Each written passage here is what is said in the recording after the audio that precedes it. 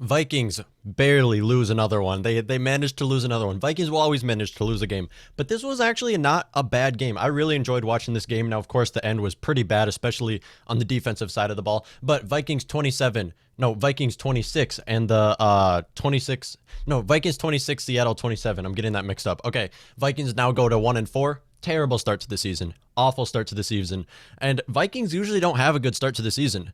Last year, Vikings went, 10-6 after starting 2-2. Vikings don't usually have a good start to the season. Now, from the looks of things right now, 4 wins already is just terrible. You do not want to have that right now in the NFL, obviously. And now, I don't think playoff chances are very high for the Vikings now after losing this game. Seattle Seahawks now go to 5-0, and Vikings still have yet to beat Russell Wilson. And this is the third year the Vikings play an away game against Seattle Seahawks. Now, away games are very tough in the NFL, especially against the Seattle Seahawks, who have a great home field advantage. They don't have any fans in the stands, so you shouldn't lose like this against the Seattle Seahawks. Now, Vikings put up a great game yesterday, and it was very interesting to see. Seattle Seahawks are just respectably a better team. Now they are the only team in the NFL that is currently 5-0. Not the only undefeated team, but the only team that is 5-0 right now. And Vikings again lose to Russell Wilson, and 3 years in a row away games against the Seattle Seahawks is tough for the Minnesota Vikings. Haven't beat the Seahawks, and I think what 2010. I don't think they beat the Seahawks in about 10 years now, and it's been a long time since they beat the Seahawks. Kirk Cousins, though, you cannot blame him for the loss. Now, Kirk Cousins did not have a good game yesterday, but of course, you have to expect that Kirk Cousins is going to have not a great game. I mean, Seattle Seahawks is a game you should be able to throw all over, but then again, they can get to the passer pretty easy, and we saw that a lot yesterday. Kirk Cousins, now, he didn't have a great game, but he did have an okay game. He did throw 249 passing yards. We're going to be getting into this. Okay, 249 passing yards, two rushing yards, 2 passing touchdowns, 1 interception, and 2 fumbles with a 69% completion percentage. Two interceptions and 2 fumbles, like that's very bad. You don't want to turn over the ball that much. But of course, at the very end, that was not a fumble. That was an incomplete pass. That should not have counted as a fumble, but still, that was a bad interception by him, and it was also another forced fumble earlier. So, look at this offense right now. We don't have 1 good running back. We don't have 2 good running backs.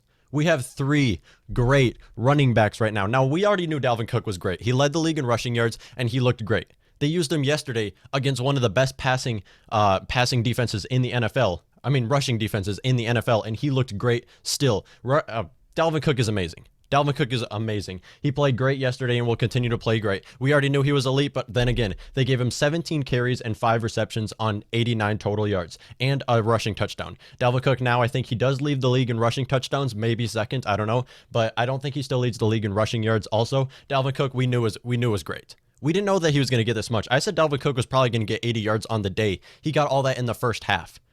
Dalvin Cook had an amazing start to this game, and then obviously did go out with an injury. Now it's looking like he will be out for possibly 2 to 3 weeks. I don't know.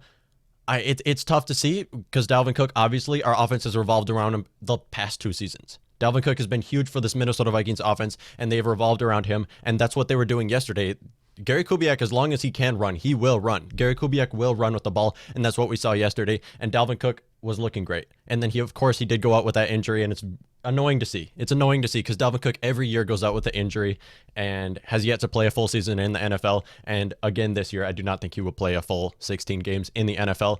And you hate to see it because, of course, it is Dalvin Cook, our best piece on our probably entire Minnesota Vikings team right now, and very tough to see. So, but outside of that, I don't know if it's going to be as big of a loss as people think. Of course, we have revolved around Dalvin Cook, but I don't think it's going to be a big of a loss as people think because Alexander Mattison and Mike Boone looked great out there.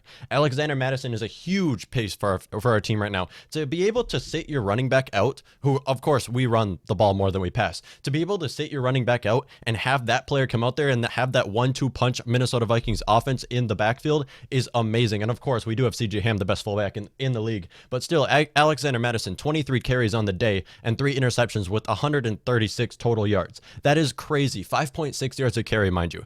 Alexander Mattison is elite. He is playing like a starting running back right now. This year, he has surprised me so much. Of course, his rookie season, he was the rookie of the year for the Minnesota Vikings because every time Dalvin Cook sat out, you had Alexander Mattison go out there and look great. Alexander Mattison is looking like a starting running back, and I don't know what's going to happen with Dalvin Cook. He will possibly be out for 2 or 3 more games, but I'm excited to see what Alexander Mattison can do. Of course, he is not Dalvin Cook. Alexander Mattison is not Dalvin Cook, but Alexander Mattison can play. He can ball. This guy is a third-round draft pick, late third-round draft pick, and is looking like he was drafted in the first round right now. Alexander Madison looks great. And then my guy, Mike Boone, came out there. Mike Boone, they're playing Mike Boone over Amir Abdullah now, and I'm very proud of that. I love Mike Boone. I have been a huge guy on Mike Boone. I think he should be our kick returner over Amir Abdullah. Also, Mike Boone, 3 big runs.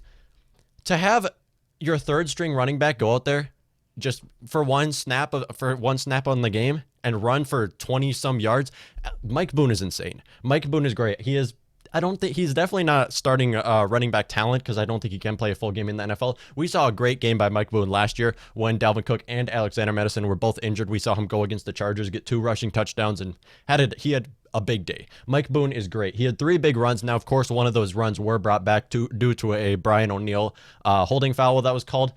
We're gonna get into this Minnesota Vikings offensive line, because this Vikings offensive line has been very weird this year. It's been very weird this year because there's a lot of players are having a good year, but also overall the Vikings offensive line is just not bad. I mean, it's just bad. Even though there's a lot of players that are having good years. Brian O'Neill is a great right tackle. Garrett Bradbury is playing great at center. Riley Reif is playing outstanding at left tackle. Drew Samia is garbage. I have been saying Drew Samia he's got to go. He has got to go. Forget being a starter. Drew Samia should not even be in the NFL. Now, of course, he is on his rookie contract, so don't cut him off the roster. Keep him on the roster. Why is he starting? You can start anybody over him. I get it. You don't have many right tackles on the team. You can start anybody over Drew Samia right now. Ezra Cleveland. Have you heard of that guy? I heard Rick Spielman drafted him in the second round. Hasn't even used him yet. I know he's a left tackle, but that's because every good offensive lineman is a left tackle in college. He can play right guard. Ezra Cleveland is built like a tackle, but he can play right guard. Anybody can play better than Drew Samia. I have never thought that I would want Pat Elflein to be healthy right now more than I've ever seen in my life. Pat Elflein, I have not been high on him. He had a great rookie season, and I was very surprised to see what I saw from Pat Elflein. Outside of that, Pat Elflein is trash. Pat Elflein is bad. Dakota Dozier is our left guard right now, and you could move him to right guard, but who are you going to start? Rashad Hill. Where is Rashad Hill? Brett Jones. We have multiple pieces we can use over Drew Samia that we have seen can play a lot better than Drew Samia. Rashad Hill, we've seen this guy play for a long time. He can play. He is a good offensive line. I get it. He's a tackle. He can play guard also. It's not that big of a difference. Now, of course, tackle's actually harder to play than guard, honestly. So they can definitely play guard. You do not need a specified guard to play a guard position. You can play anybody over Drew Samia, and they will look better. Play Kyle Rudolph over Drew Samia. Sure, he's going to look better. Kyle Rudolph has been a great blocking tight end this year. I know Kyle Rudolph has not been given very many targets, but he has been really good in the blocking game and has led to a lot of Dalvin Cook big runs and has double teamed a lot of players. Drew Samia is trash. Outside of that, our offensive line is good. Like, all these players are solid pieces. I mean, Riley Reif is playing great this year. Garrett Bradbury is playing great. Brian O'Neill, of course, he's solidified himself as a solid starter. Dakota Dozier has surprised me. He's playing great. Drew Samia is terrible. And then you look at the offensive line overall, they're just not good. Even though all the pieces are good enough to be starters, they just surprisingly are not good. They allow too many sacks, and I don't get it. I don't get why our offensive line is this bad when all the pieces are good. Now take away Drew Samia out of the picture. All the pieces are good on the offensive line. Now, anyways, Mike Boone, 3 big runs.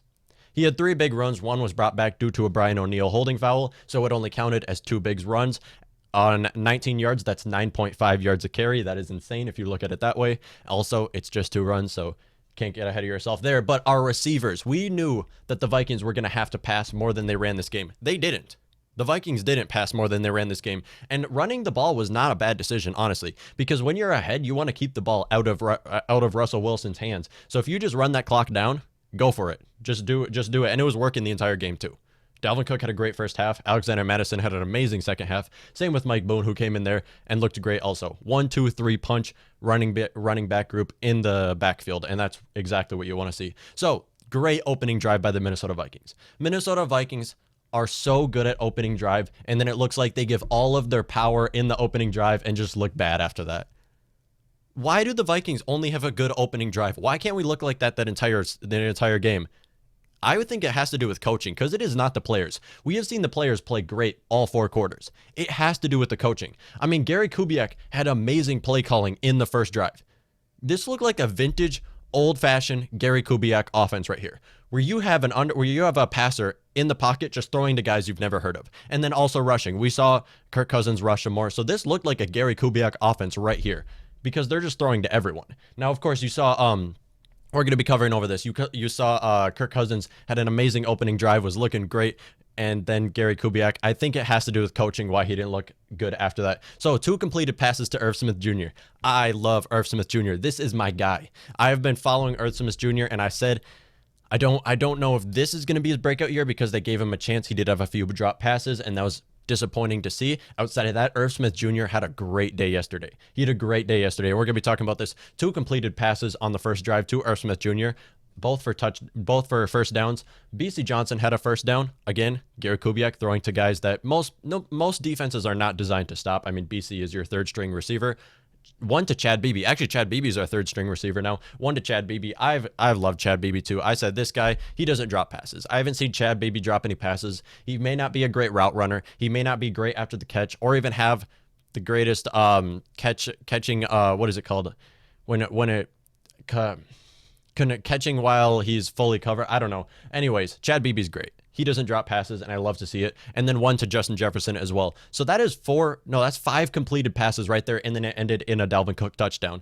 Great opening drive by the Minnesota Vikings. You love to see it. I don't know why we can't do this for 4 quarters, and we only can do it for the first drive of the game, but still, you love to see it. Anyways, Adam Thielen, our wide receiver 1, he had a great day. 9 receptions on 80 yards. Again, it's not a 100-yard game, but still, he had a great day. 3 rushing yards and 2 receiving touchdowns. Now leads the league in receiving touchdowns. Adam Thielen is a great starting wide receiver for the Minnesota Vikings and is given more receptions than any other player, and he deserves it because Adam Thielen's great. You don't see him drop many passes, but he did drop a few this season, not yesterday. Justin Jefferson, we did see him drop his first pass. Justin Jefferson has been amazing. Justin Jefferson has been a great piece for this Minnesota Vikings offense, and you love to see it. Now, I know he didn't have a great day yesterday because they didn't give him as many targets as they probably should have. They gave him 4 targets. 1 actually went through his hands, and then the commentator said that was overthrown by Kirk Cousins. No, that went right through Justin Jefferson's hands. So you did see him let go of his first possible catch. His first one that should have been a catch, I guess you should say. Anyway, 3 receptions on 23 yards. Not great. I mean, I would like to see Justin Jefferson used more in the offense because of what we saw in these last 2 games. So I'm surprised they didn't give him more targets than that. Anyways, Justin Jefferson, great receiver, great wide receiver too. But outside of that, we saw a whole different Vikings offense than we've seen the last few weeks. We did not see these check down passes much through the first 4 weeks in the Minnesota Vikings 2020 season. We saw them a lot in the 2019 season when it was Kevin Stefanski in charge of the offense. A lot of check down passes to Dalvin Cook and Alexander Mattison. We saw this all the time. When Kirk was under pressure, he just checked it down to Dalvin Cook, runs for 12 yards. We saw this a lot in the 2019 season. Not so much in the 2020 season as Gary Kubiak is in charge of the offense. We do see Dalvin Cook doing a lot more blocking than he is receiving in yards after the catch, which looks really good on Kirk Cousins' stat sheet. That's why Kirk Cousins' stat sheet looked really good in 2019, even though he was not a top 5 quarterback. Honestly, Kirk Cousins at times was a top 5 quarterback in 2019, but overall, everyone knows he's not. On the stat sheet, that completion percentage is great because it's just a 1-yard pass to Dalvin Cook, who just runs for 12 yards, and then you get those big plays, and it looks good on Kirk Cousins' stat sheet. We saw this yesterday, and it looked amazing. I love to see it. 8 receptions, both to Alexander Mattison and Dalvin Cook, because of course Mattison was starting our starting running back the entire second half of the game, and Dalvin Cook was the starting running back the first half of the game. So 8 receptions for 48 yards. Amazing. You love to see it. Check down passes where they can run for a first down is great in the NFL, and especially when you have running backs like Dalvin Cook and Alexander Mattison who are quick. They can move. And then my guy, Irv Smith Jr., 4 receptions on 64 yards. More receptions than Justin Jefferson this game, which was kind of surprising. Expect to see a lot more from Irv Smith Jr. Irv Smith Jr. is our second round draft pick out of Alabama in the 2019 draft. Great draft pick by the Minnesota Vikings. And we have an amazing stacked tight end group. With Kyle Rudolph, of course, always being Kyle Rudolph, always doing his thing. He can catch anything you throw to him. He is a great blocking tight end. We saw this a lot this year. Irv Smith Jr. is a solid blocking tight end. He's not Kyle Rudolph. He's not even great as catching as Kyle Rudolph. So Kyle Rudolph is a great tight end. But Irv Smith Jr., he can run routes. He is quick. He is a fast tight end. You do not see tight ends run that fast in the NFL very often. And then he can also He can make plays after the catch. That's something Kyle Rudolph cannot do. Kyle Rudolph cannot run after the catch, but Irv Smith Jr. can, and I love to see Irv Smith Jr. used a lot more. I'm surprised he wasn't used this much so far in the NFL season. We did see him used quite a bit in the Colts game, but he did have a couple drop passes, so you have to give it that. That's probably why they didn't use him very much. Expect to see a lot more from Irv Smith Jr. with 64 yards on 4 receptions.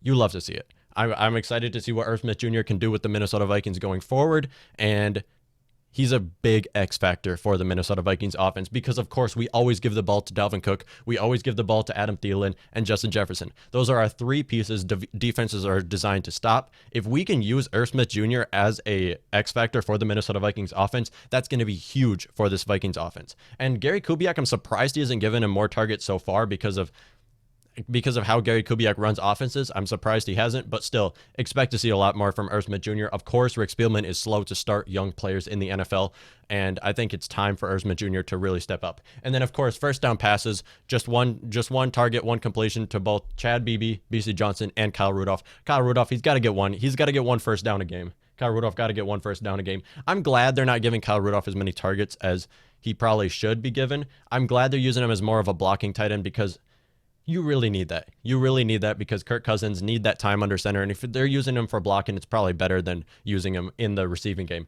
But hey, you can use Irv Smith Jr. as a slot wide receiver. You can have Irv Smith Jr. set up as a slot wide receiver. In fact, he looks like DK Metcalf. He is a bulky receiver and can make plays after the catch. I don't know about much of a deep threat. I mean, he is fast, but I don't know. I want to see a lot more from Irv Smith Jr., and I'm excited to see what we can see from him. Anyways, now we're going to be moving on to the Minnesota Vikings defense. This defense had an outstanding first half of the game.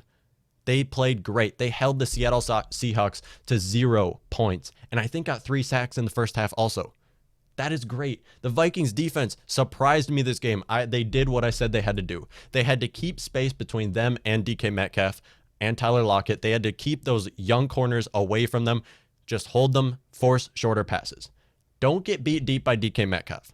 Do not let that, because Russell Wilson will hit that throw 10 times out of 10 if DK Metcalf can beat you deep. Cameron Dantzler against DK Metcalf was a very funny matchup because, of course, DK Metcalf, like I said, he's a very bulky receiver. Cameron Dantzler, he's a lengthy receiver. A lengthy corner. Them going against each other was pretty interesting. Now, of course, DK Metcalf did beat him because, of course, Cameron Dantzler is very young. I think he's only 21, 22 in the NFL right now. Anyways, this was a great play by our Vikings defense in the first half. We're going to be talking about the second half, but the first half was great by this Vikings defense, and you love to see it. These defensive players are young. I mean, even our entire secondary, okay, not our safeties, linebackers, of course, they're a lot more talented, but this defensive line and these corners are very young and have a long way to develop in the NFL. It's hard for corners to develop in the NFL, so you love to see them at least do something.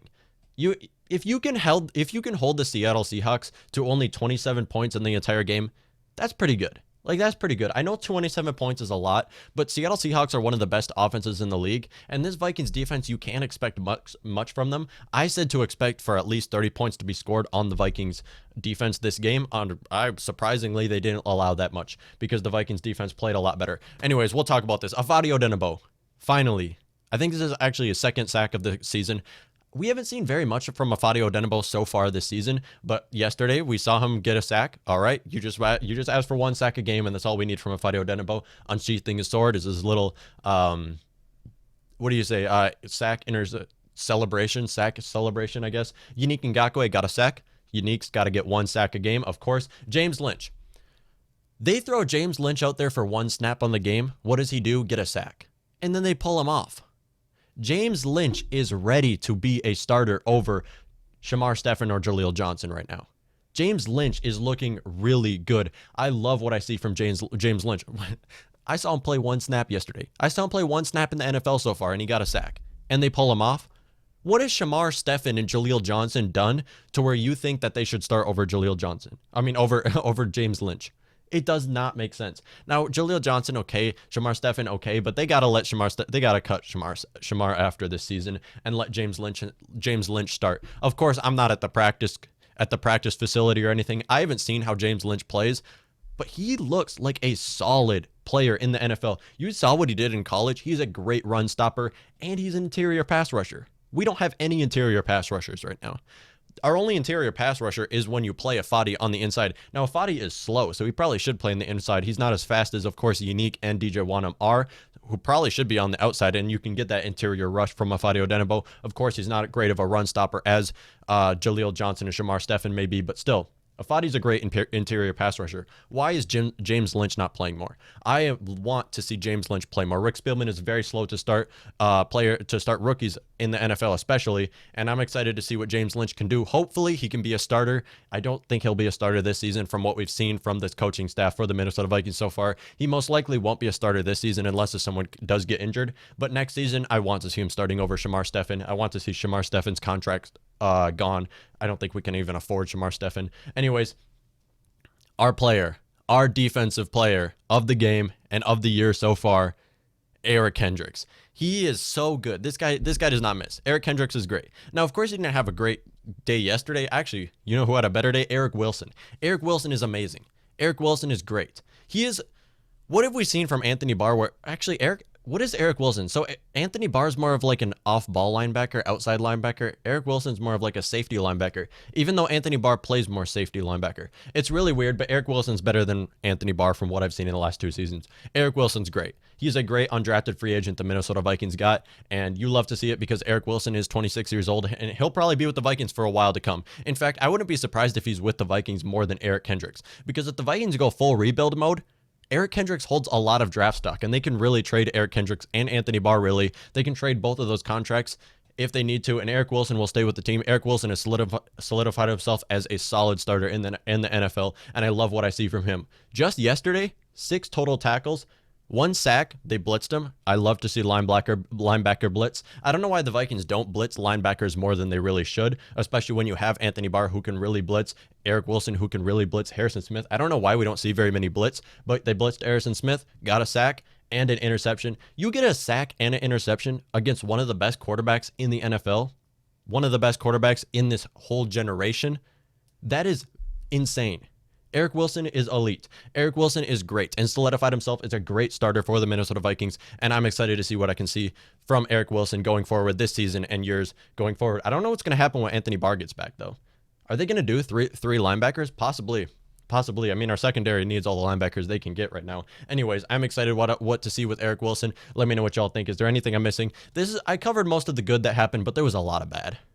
There was a lot of bad I saw from the Minnesota Vikings team, but I'm excited to see what Alexander Madison can do, Irv Smith, and Eric Wilson. Those are 3 players to watch for these Minnesota Vikings teams going forward. Those 3 players, I'm excited to see what they can do going forward. Let me know what y'all think.